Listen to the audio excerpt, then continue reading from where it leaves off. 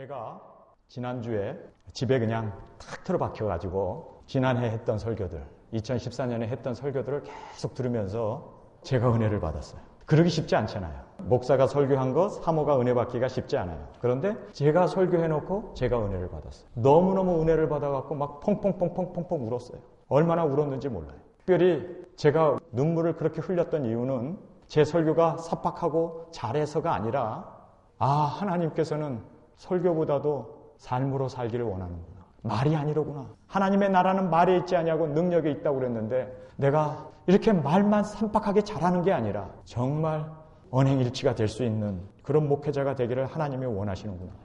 그래서 많이 울었어요. 왜냐하면 제 모습이 보였기 때문입니다. 말은 정말 그럴싸하게 쏜살같이 쫙 해야 되는데 과연 나는 내가 한 설교에 그렇게 합당하게 살고 있는가. 그래서 제 자신을 돌아보면서 엄청 울었습니다.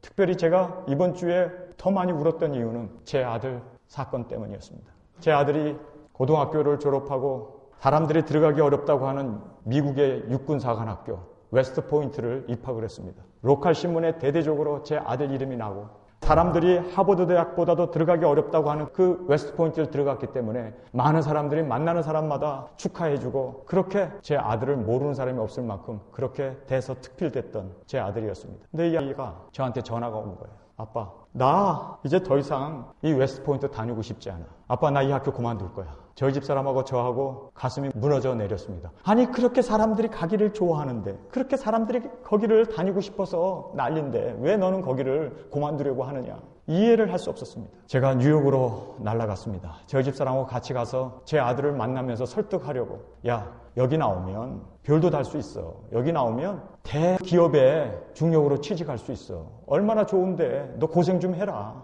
그리고 설득하기 위해서 잔뜩 자료를 가지고 갔습니다. 구글 회장이 바로 웨스트포인트 출신이야. 너 거기 나오면 구글에 1차적으로 취직할 수 있어. 조금만 견뎌.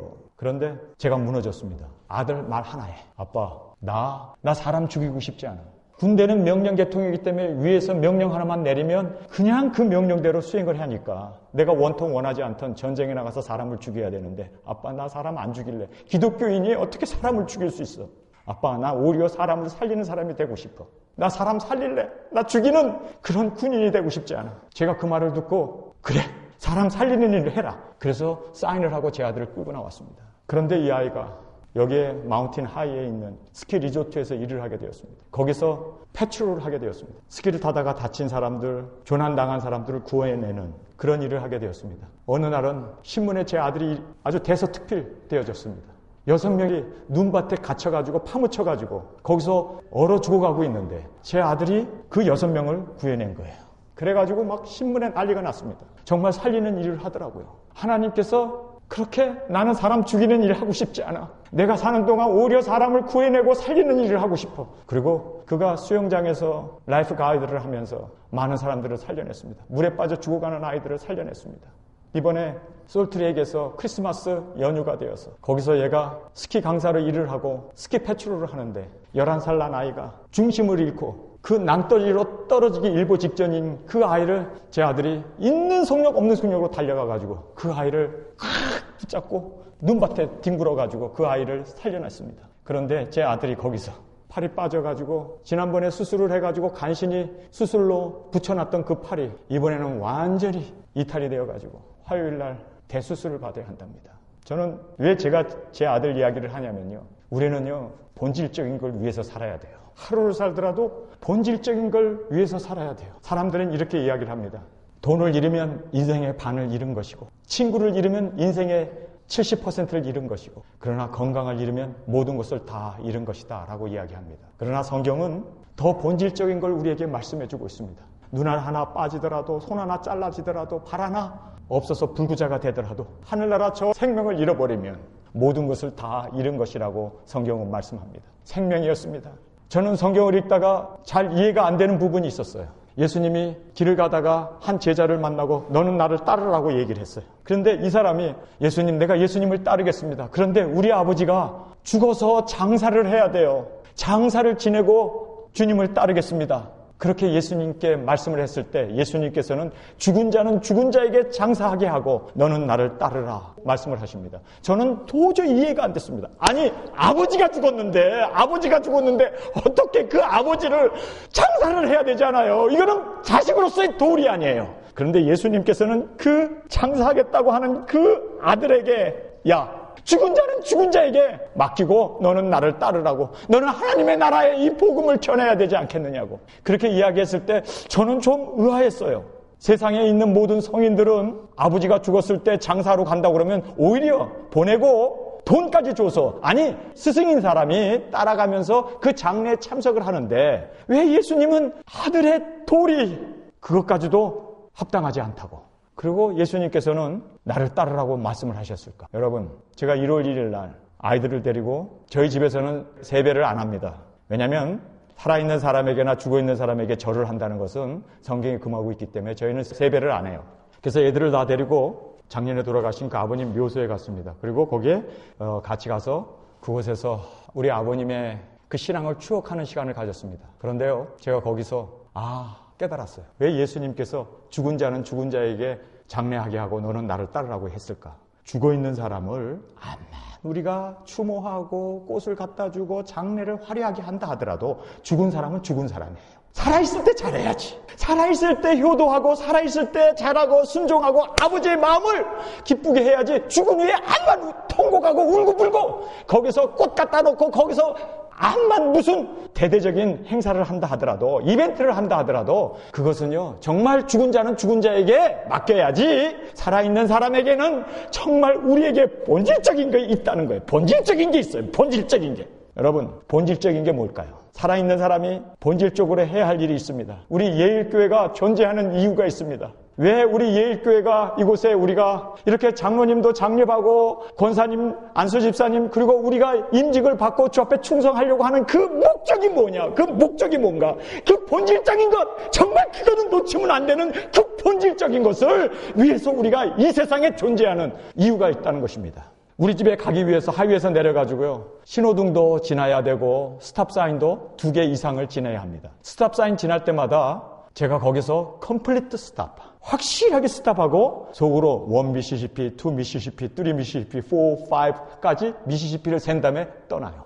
그렇게 확실하게 쓴 다음에 떠나면서 항상 제 머리 가운데, 효성아, 너 왜 스탑사인에 이 깜깜한 밤에 한밤중에 사람도 없는데 새벽 1시나 2시 때 사람도 없는데 그냥 쑥 지나가지? 왜 거기에 정확하게 서가지고 5번 그 카운트를 한 다음에 떠나는가? 제가 저에게 질문을 합니다. 왜 그러냐 너?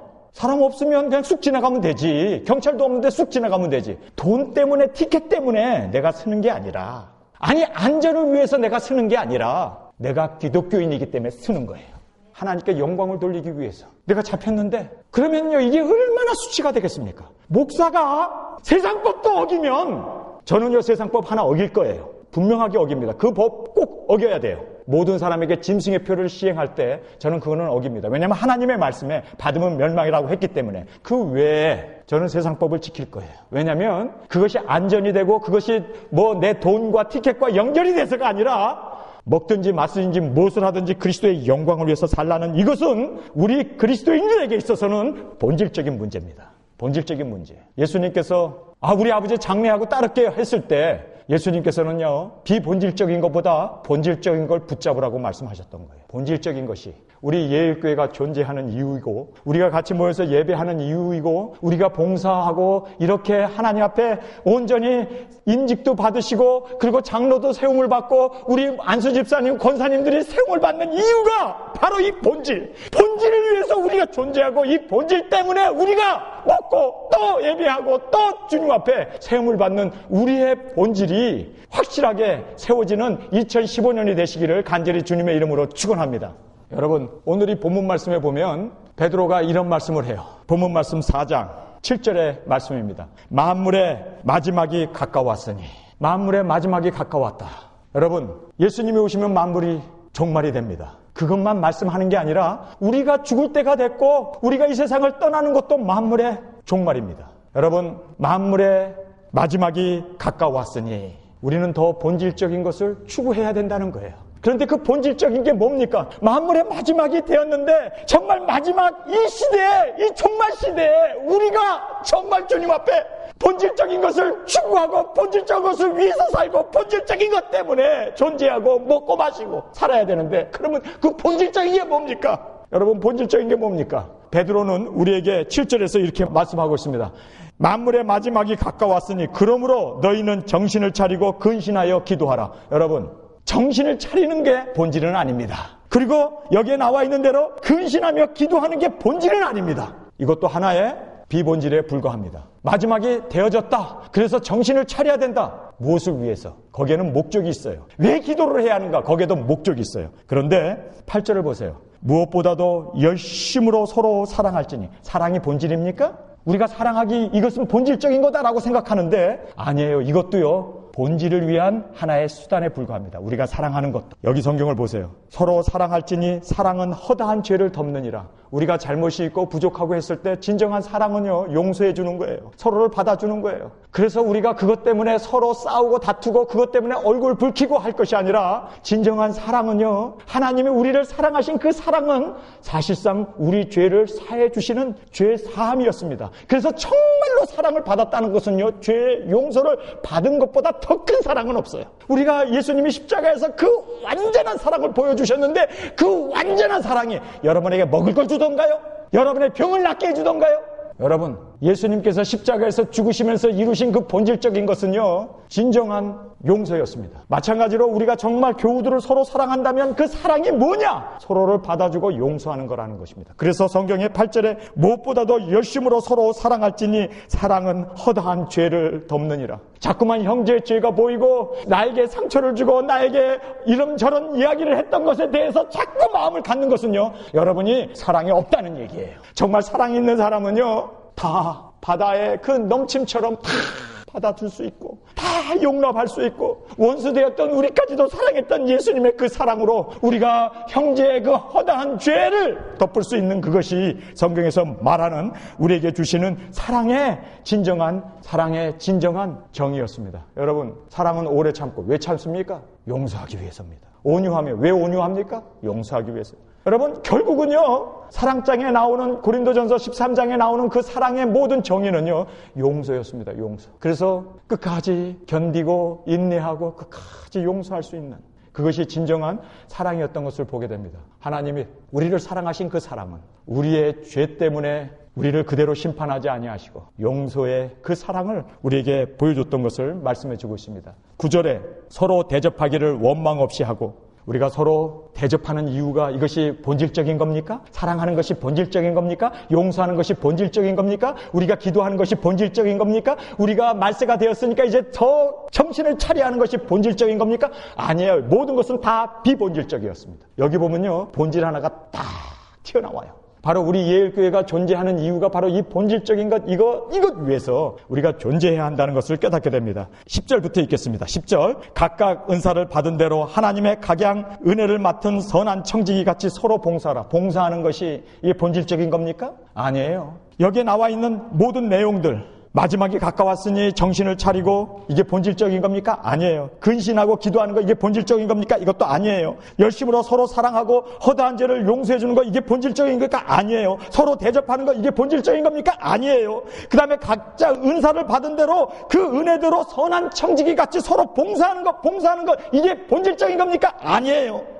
그럼 무엇이 본질적인가? 말을 하려면 하나님이 하시는 말씀처럼 하고, 봉사하려면 예수님이 주시는 그 능력으로 하는 것처럼 하는 것, 이게 본질적인 겁니까? 아니에요. 여기에 유일하게 본질적인 거 하나가 딱 튀어나오는데, 그 본질적인 걸 위해서 나도 존재하고 우리도 존재하고 우리 교회가 존재하는 그러한 멋진 교회가 되어질 수 있기를 원합니다. 그 본질적인 게 뭡니까? 여러분, 여기 보세요. 11절에 이는이라는 말이 나와요. The reason, because. 우리가 사랑해야 하고 용서해야 하고 봉사해야 하고 우리가 기도해야 하고 깨어 있어야 하고 하는 모든 이유들은 요거 하나 때문에, 이게 본질이에요. 요게 이는 나오잖아. 요거 여러분, 요거 놓치면 안 돼. 우리 정말 끝까지 예수님 모시는 때까지 요거 놓치면 안 돼. 이 본질적인 것, 이거 위해서 우리가 삽시다. 이것이 바로 성경에서 말씀하고 있는 이 본질인데, 그 본질이 성경에 뭐라고 말씀하고 있습니까? 이는 범사의 모든 일에서 예수 그리스도로 말미암아 하나님이 영광을 받으시게 하려 함이니